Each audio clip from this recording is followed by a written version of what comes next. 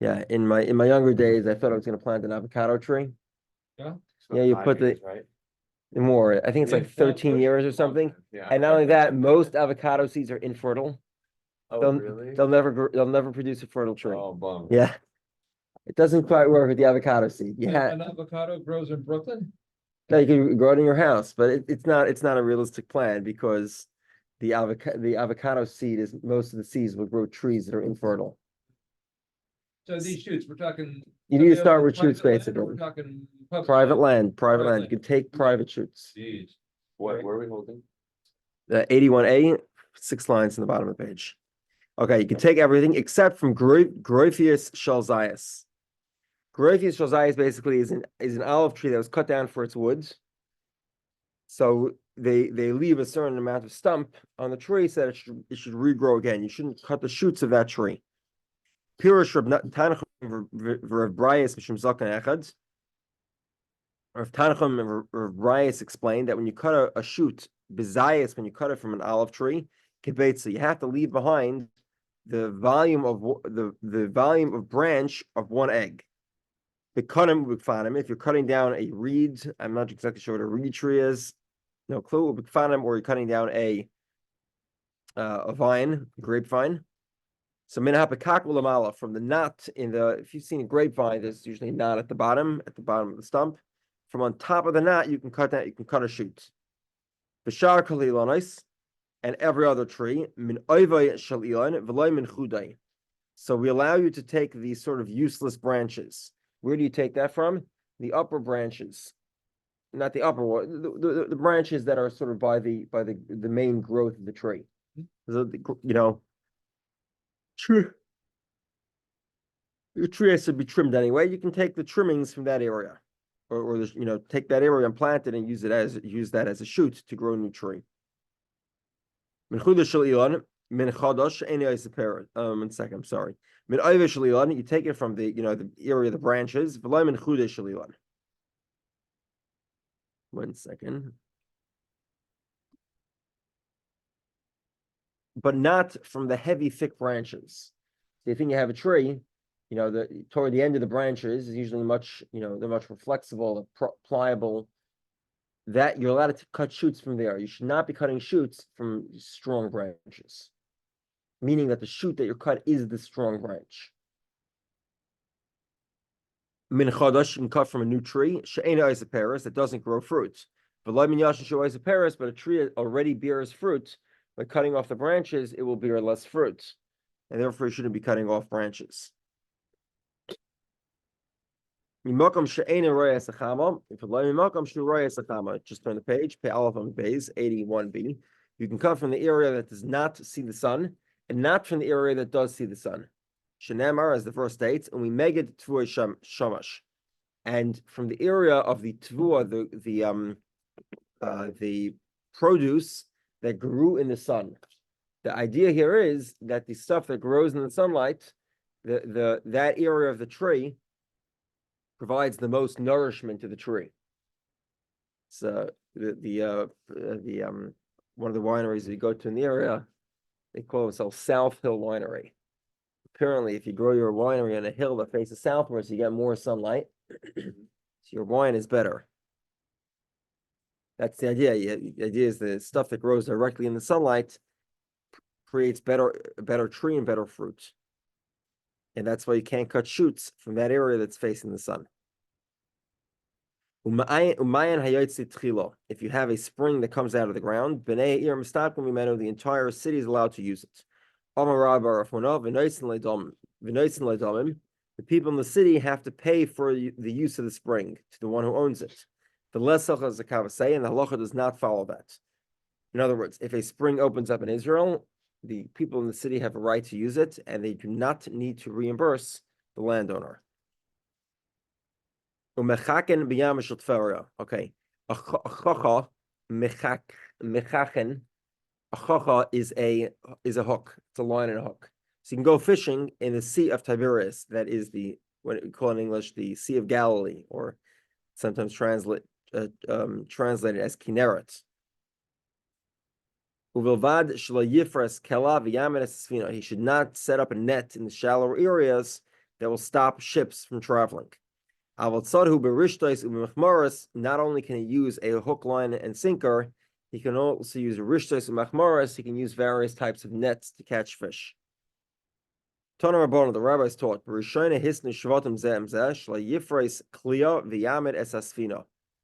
when they moved into Israel. So if you think about it, when they moved in, there were a few different phases. The first 7 years, they fought battles. It took them 7 years to conquer the land. The next 7 years, they divided up the land. They took measurements. They sent out surveyors, and they measured the land. And then they decided how they would apportion the land into 12 territories. And then they put 12 lottery tickets in, and they put each territory there were 2 baskets of lottery tickets. One lottery ticket had the name of each of the shvatim, and the other lottery had each property got a name to it, and was put into another lottery ticket. And the leader of each shevet, he would stick his hand into one lotto box, and he'd pull out territory, and then they'd stick that first they choose the shevet, they choose the tribe, they pull one out of the tribe thing, then they'd ask the leader of the shevet to come forward, and he'd pick out the territory for that tribe. Now, before the territory was apportioned, they had already begun making this rule. They said anyone can that you can fish the Yam of Tiberia, but you can't stop the ships from traveling. But you can either use a fishing line, or you can use nets. Okay, 7 years whatever. At some point later, after the 14-year period, then it was determined that the entire area of the Sea of Tiberias should be in the portion of Naphtali. And then Yeshua said, well, guess what? Everyone still has rights to fish it, even though it's all in Naphtali's portion. Tana Rabbanan, Yam shel Tiberia, the Sea of Galilee, Bechelka shel Naphtali. It was in the portion of Naphtali. Okay, in other words, now see you have the Sea of Galilee. Tiberia is obviously on the lake. The southern portion of the lake was also Naphtali's in the boundary of Naphtali. How much? On the southern portion of the lake, it was a very small amount. It was basically such that you can get the fishing net, pull it ashore. Basically, 100 feet or so, a small amount, whatever, even less than that maybe. So Naphtali had the entire border, but the border on the southern side was very thin. Shnemar Yom Vidoram Yerusha. You got the Yom, the sea, the lake. Vidoram on the southern side of it is what it inherited. Tanya of Shimon Elazar. Pollution Shabahar Mecheskes Kol Shvatim Hein Aimdim. When they conquered Israel, let's say they found piles of mud or dirt or any other form of something similar to that, sand, etc. So if it was separated, it was in what's it called, Knife River's headquarters. Like there's a big quarry company in Israel in Oregon called Knife River. Okay. They're very active here. The trucks are all over the place. If they've removed it from the ground, everyone can take it. However, Mechubaran, if it was in the mine still, then Becheskes Eisi HaShevet, it belongs to the owner of the tribe that got that territory.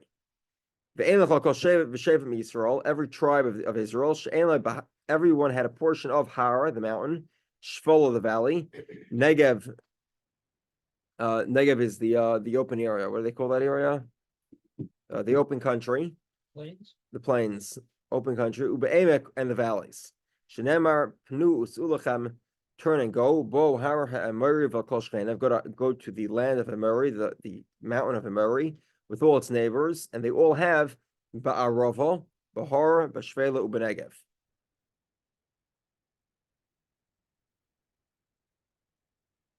One second.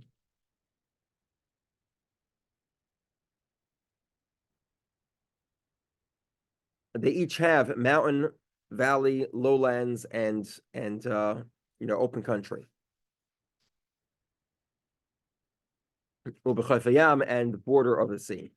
Now there were many. Amori was just one of the nations that occupied Israel, but it says Val Kol Shchenav, each of its neighbors, each of the Canaanite families that controlled Israel had a portion, had all these four types of properties in their portion. Across Israel, there was these four types of properties exist within every single shevet, every single tribe. One is allowed to relieve himself behind a wall, even with a field that's growing saffron. The biggest chiddush here, the idea here is that you can, obviously before the days of toilet paper, they used to use smooth rocks. So if a guy has a border to his field made out of rocks, then this is, again, I mentioned this in the past, I grew up in New York, upstate New York. It's very common to see these long hedges,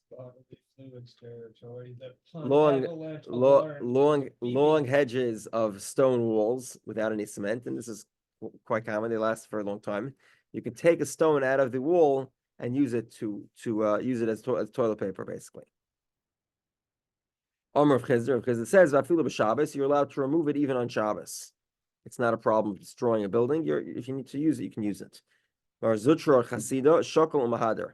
Mar Zutra, when he would take a stone to use his toilet paper, he would put it back. Omer Lashame, he would tell his assistant, Lamachar, the next day, Zil Sirke, go ahead and put cement over it. In other words, if it was cemented, he would cement it back in. One is allowed to walk in fallow fields. Not fallow, they're just empty. The produce was already harvested and hasn't been planted until the 17th day of Cheshvan. Omer Papa, v'haydidon afilu tal kashila. Rav Papa lives in Bavel, and in Bavel he says that because of the dew, walking on a field at any point in time, even after the harvest, causes a damage. And therefore, Rav Papa was saying in Bavel, one should not be walking the fields between harvests, between harvest and planting.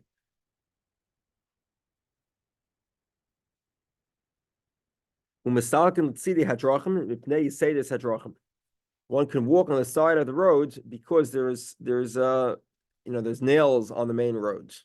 There's stumbling blocks there. Shmuel of Rabbi Yehudah have a shock of Azibur. Shmuel of Rabbi Yehudah were walking along the road. Have Mistalach Shmuel at Tzidi Drachim. It got difficult to walk on the road, so Shmuel started walking on private property adjacent to the roads. Amal Rabbi Yehudah Tanoj Hisni Yeshua Afilu Bavel. So Yeshua says, Rabbi Yehudah says to him, we're not in Israel. We're in Bavel. Do these rules apply in Bavel as well? Amar Lois, he says to him, he says, yeah, they do. This agreement was sort of carried over into Bavel, into outside of Israel. Rabbi and Rav Chia were walking on the side of the walking on the roads.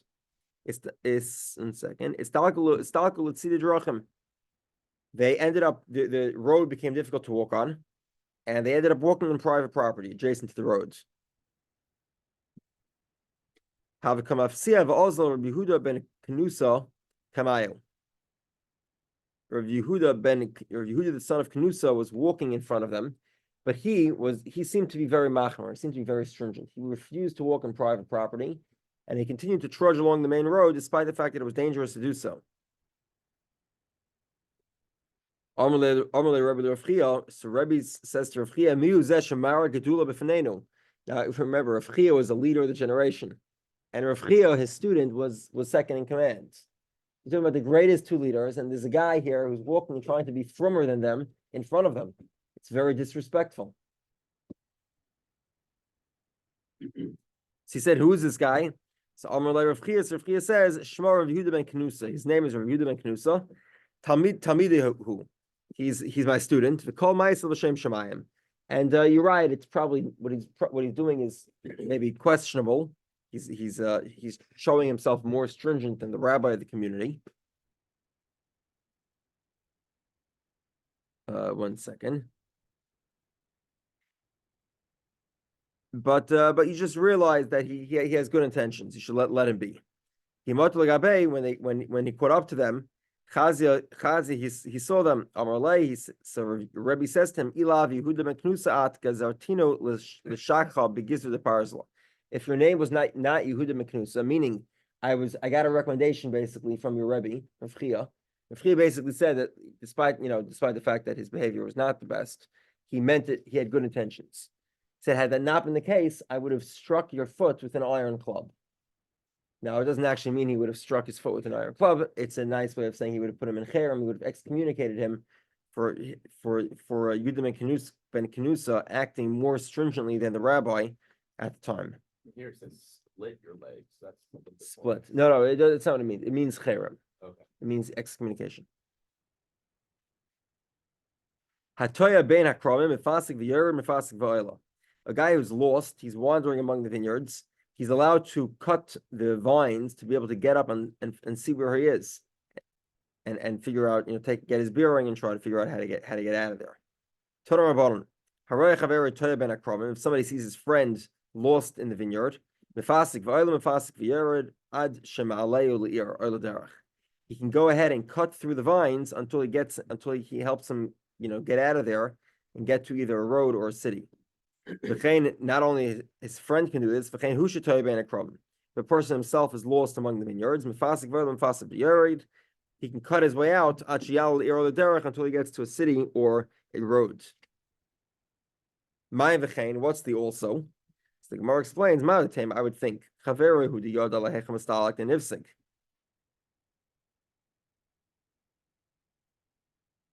Right, so a guy's walking on the road, right? He sees his friend lost in a vineyard.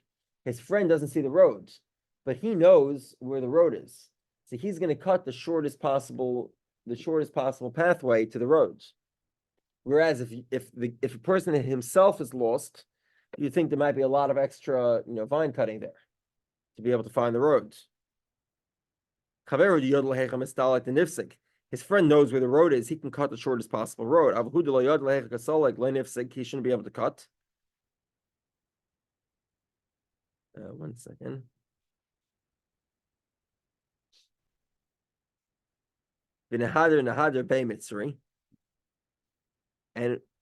And what he should have to, if a guy is stuck inside a field, instead of cutting his way out, he should have to figure out where the border of the field is and walk along the borders until he finds the roads. Kamash Malon, that no, he's allowed to cut his way out as well. And this obviously is before that, today, if you ever went to a vineyard, you'll notice that it's extremely neat, very organized, I guess the vineyards of yore did not have the same organization, the same rows that we have today. Okay, 1 second. So Gemara says, allowing somebody to find himself, if somebody himself is lost, how do we know it's a mitzvah to help him find his way? You return him to himself. How do you do that? Well, it's very simple. If a guy's lost and you tell him the way, you've returned him to himself. So Gemara says, the Raisu the Koibe Mitzvah. Also, who talking to Mifsig V'Yeretz. Biblically speaking, yeah, it's true. It's a mitzvah if you see somebody who's lost to help him find his way. However, you don't have permission to cut the vines to get to the roads. You have to first find the border of the field and then walk along it until you find a road or a city. So came along Yeshua when he conquered Israel, and he made this law that you can cut your way to a road. Next law, Umeis mitzvah. You find a dead body, he acquires his place, meaning you bury him on the spot, even if it's somebody else's spot. So Gemara says, Varaminu, I'll ask you a question. You have a dead body that's found in a public area. You move him either to the right or left side of the road. Okay, now we have a problem here. On one side of the road is a soda bur. It's a fallow field. On the other side of the road is v'soda near, a plowed field. It hasn't yet been planted, but it's been plowed. So what do? You move him to the fallow field. Let's say you have sada near v'sada zera. You have a field that's plowed and a field that's already growing. The fanel sada near, you move him to the field that's plowed but not planted. Hayu shtei and beres, both fields were fallow. Shtei and nearest, both fields were plowed but not planted. Shtei and zruas, both of them were planted. The fanel l'makam sheyirtza, you can move him to whichever place you want. Okay. Now, what's the key problem here? Yeshua says you bury him on the spot, and over here we're saying you move him. So the Gemara says, "Amar bibi b'mutala ha'meitzer mitosh nitin lefanoisem ifnei l'chol makom sheyirtza." Over here we're talking about where you found him in a public area, and the same would be true if you found him on the border of a field. In that case, because you have to move him anyway. In the case of a public area, you don't want kahanim to become tummy, so you have to move him anyway. So once you have to move him, you can move him to wherever you need to move him. Okay. So the Gemara says, Amri Asara Hanichat Sari Havin. We said there were 10 decrees, but actually, if you count them, there are 11. So the Gemara says, well, one of them was not Yeshua, one of them was Shlomo HaMelech. 1 second. Okay, Mahalchem b'shvile reshus Shlomo Amra. Walking on a field that is empty. It was previously harvested but not yet planted. That rule was dictated by Shlomo HaMelech, King Solomon. Ketanya we learned. Somebody has completed his harvest from his field. But yet he still refuses to allow people to trespass to be able to use his property as a shortcut. What do people say about him? One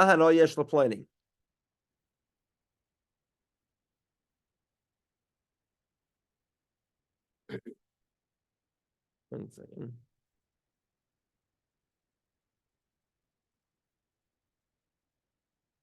What benefit does he have by banning people from walking in a field that's empty? Why is it the case that he considers people to be damaging? We're just using your field as a shortcut. There's no damage to happen anyway because there's nothing in it. All of Akasavaimer, on him, the verse states, from when he had an opportunity to do good, I'll take a rod, don't do bad. So the Gemara says this is not actually a verse. I'll take a rod. Is this actually a verse? So Gemara says, yeah, it is because something similar was written. It says something similar. When you have the opportunity to do good, don't refuse to do it. And since you have an opportunity to let people use your property as a shortcut and won't get ruined, don't stop them from doing it.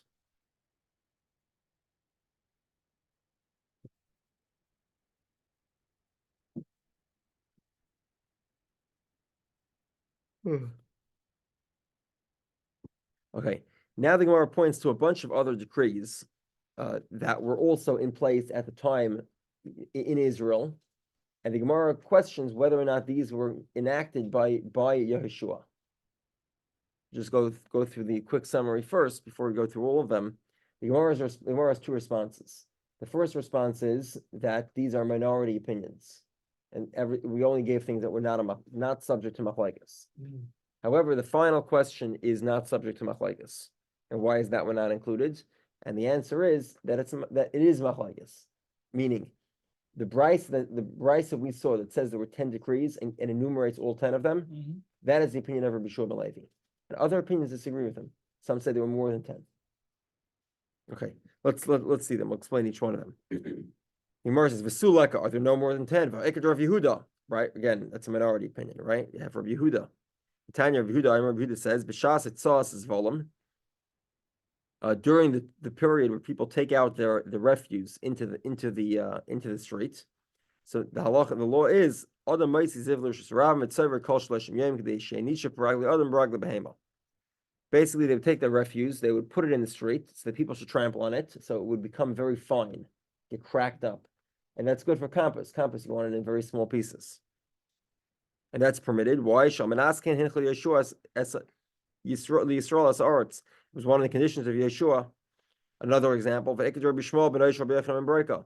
you have the story of Rabbi Shmuel, the son of Rabbi Yochanan ben Broika, the Tanya we learned. Shmuel ben Rabbi Yochanan ben Broika Omer. He said, "Tanai bezin shehizeh yer l'tzarech sadeh chaveri v'koitis sukoi shel chaveri." How do they translate the word sukoi? The type of tree. Did you give a specific translation?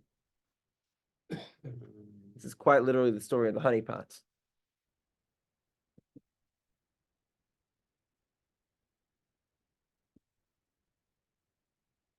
Kind of the bow is I'm sorry? Bow. Yeah. Okay. Basically, what happened here is a guy had a bunch of honeybees, right? What do they call it? He had a whole bunch of these hives. He had a bunch of honeybees. Very good to have honeybees in your field. Obviously, it pollinates your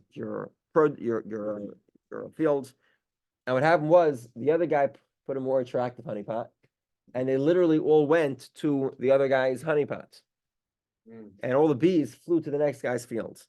So the halacha is he can cut down the other guy's bough. I presume that it's probably a hive or some sort of hive box, whatever.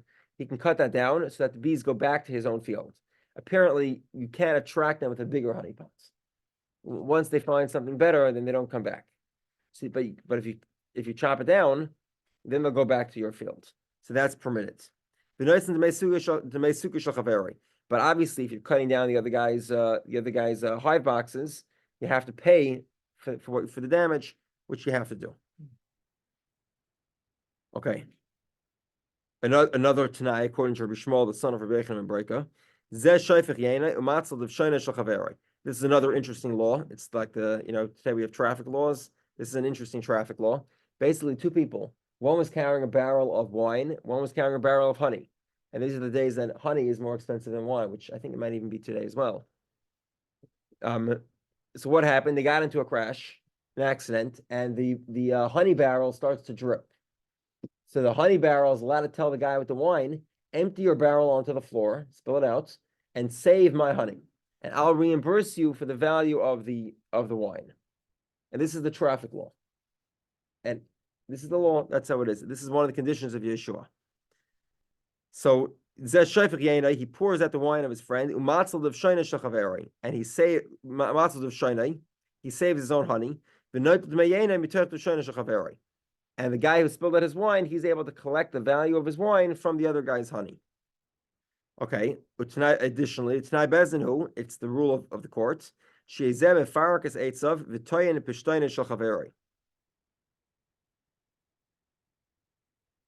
Okay. Similar rule with two people carrying a burden on a donkey. One was carrying woods. This is a bulk product, right? It's not very valuable. It's very large and very cheap. And the other guy is carrying a very expensive product. He's carrying pishtan, flax. And sure enough, there is an accident and the donkey dies. So the guy carrying the flax can force the guy carrying the wood to leave the wood at the side of the road and take his donkey and reimburse him for the value of his donkey. And obviously the value of the wood. He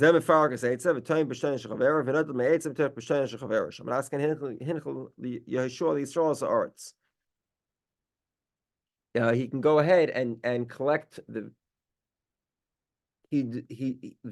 owner of the flax pays the owner of the wood the value of the wood, and he's allowed to use the donkey for the rest of the journey. Okay, and the Gemara says, so why aren't all these three examples included? So the Gemara says, 4 examples, because we are not referring to single opinions, and all these brises are authored by a single opinion. Okay, fine. So we'll ask you a question. We'll ask a question from a brise that's not authored by a single opinion. What's that? Ravin says in the name of Rabbi Yochanan,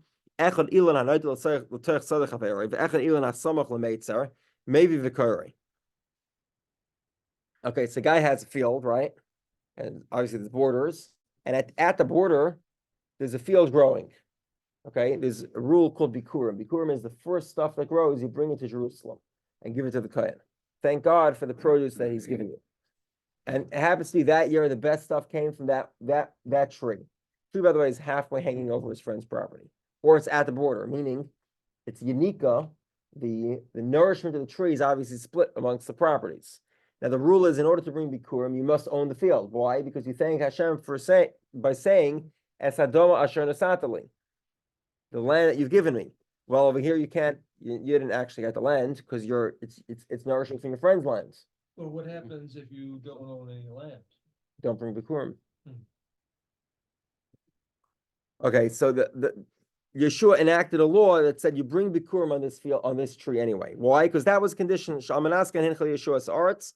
I own my friend's property to the extent that if I plant a tree at the border and the tree grows, I can claim it's mine. Okay, so this is a brisa that's unauthored. So you can't give me that answer. It's a single opinion. So the Gemara says, Yeshua, Rabbi Shua ben Levihu. The brisa that says the 10 rules of Yeshua, that was not unauthored. It was the opinion of Rabbi Shua ben Levi, and he disagrees. Rav Gvia Mibei Kossel Masin Labahedya. Rav Gvia Bei Kossel had that specifically authored in the brisa. Rav Tainchem Rav Brayas Amim Shem Sokan Echad Umana Rabbi Shua ben Levi Atzor Tnon Hisna Yeshua. He specifically mentioned that there were 10 conditions that Yeshua had made when they entered Israel. Okay, once we're on the subject of 10 conditions, we get to another 10 rules. Asar Takonas Tikkun Ezra. Now, if you think of Yeshua as the leader of the first sojourn in the land of Israel, right? Yeshua was the leader that helped them conquer the territory, divide it up, and then allot it each to its own tribe. So he created basic ordinances. After the Jews went into exile, the next leader to bring them in for their second sojourn in the land of Israel was Ezra. And Ezra also made some decrees, 10 of them to be precise. What were they? Shekaran b'mincha b'Shabbos. You read the Torah mincha time on Shabbos. V'karan b'sheni b'chamishi. You read the Torah on Mondays and Thursdays, which is what we'll do today. V'donin, and you judge b'sheni b'chamishi, Mondays and Thursdays. U'mechabsen b'chamishi b'Shabbos. And you wash clothes on Thursday, get ready for Shabbos. V'oichlin shum be'erev Shabbos. There is a mitzvah to eat garlic on Friday, or even Friday night. One can fulfill his obligation. V'shetei isha mashkemes v'oifa. When a woman bakes, she should bake early in the morning. V'shetei isha chageras b'sinar. A woman should wear some sort of pant, like an underwear garment. V'shetei isha chayfefes v'tevelos. When a woman goes to the mikvah, she must comb her hair before she goes to the mikvah. V'shiyu roichlin machzirin ba'ayaris. The peddlers who sell feminine beauty products have a right to travel from city to city, and the cities do not have a right to reject them. The cities are not able to create ordinances that would prohibit peddlers from passing through. Specifically for that item, yes. The Tikkun Tefillah Lebali Kriyan, he also instituted the laws of Tefillah, of ritual immersion for Bali Kriyan, somebody who had a seminal emission. A man who was with his wife should go to the mikveh afterwards. Okay, I'll explain each one of these. Let's begin. 43. Let's start the first one. But shiyukarin b'sheni, shiyukarin b'mincha b'Shabbos mishum yesh yikranis. Why do they read the Torah on mincha on Shabbos? Mishum yesh yikranis, because of those that are merchants in the marketplace. Because they're busy in the marketplace the whole week, they don't have a chance to hear the Torah on Mondays and Thursdays because they're busy in the marketplace. So therefore, he said they should hear the Torah reading on mincha of Shabbos. In other words, they'll have a little bit of an advanced knowledge of that week's Torah portion. They should read the Torah on Mondays and Thursdays. The Gemara says Ezra Tikkun. Is this the decree of Ezra? This law was enacted in the times of Moshe Rabbeinu. The Tanya we learned. They traveled 3 days in the desert, and they did not find water. I believe this is this week's parasha. I believe so. Yeah. They traveled 3 days in the desert and they did not find water. Darsha Rishumas Imru, those that understand the Torah, they explained what does Mayim, they didn't find water mean. What does it mean? In Mayim el Torah, it's a metaphorical reference to Torah. Shenemar, as the verse states, Haikal Sameh, those who are thirsty, Lachu Lamayim. Go seek water. And this is a reference to Torah learning. Okay, what does that mean? It means since they traveled 3 days without Torah learning, Nilu, they lost themselves. So Amnu Nevi'im Shabeneim, the prophets at the time, among them was Moshe Rabbeinu, They went ahead with taking lahem shiyukarim b'Shabbos umafsikim b'echad b'Shabbos. They should read the Torah on Shabbos. They should pause on Sunday. The karim b'sheni they should read on Monday. Umafsikin shlishi revi they pause Tuesday and Wednesday. The karim b'chamishi they read the Torah on Thursday. Umafsikin erev Shabbos they pause on erev Shabbos. They should yalinu gimel yomim b'la Torah. They should not sleep 3 days without Torah study. Okay.